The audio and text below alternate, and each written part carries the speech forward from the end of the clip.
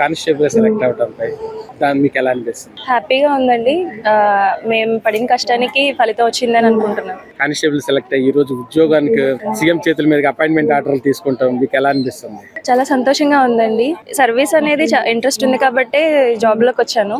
ఇంకా ఫర్దర్ గా కూడా అప్డేట్ అవ్వాలని కోరుకుంటున్నాను. కానీ చంద్రబాబు నాయుడు గారు దీన్ని తొందరగా ముందుకు తీసుకొచ్చి మాకు ఉపాధి కల్పించినందుకు చంద్రబాబు నాయుడు గారికి థ్యాంక్స్ చెప్తున్నాను. చాలా సంతోషంగా ఉందండి.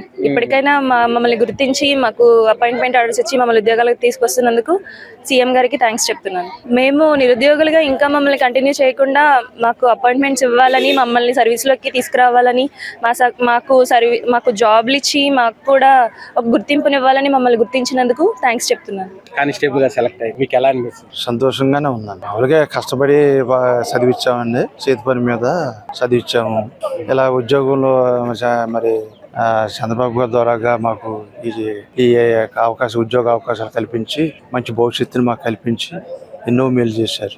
అసలు అందుకే అమ్మాయికి ఉద్యోగం అంటే కోర్టులో గొడవలు ఉన్నాయి, అవన్నీ ఉన్నాయి.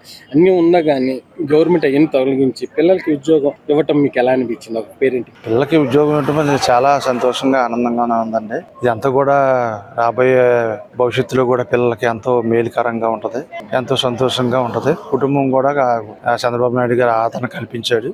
ఆయనకి థ్యాంక్స్ చెప్తున్నాను.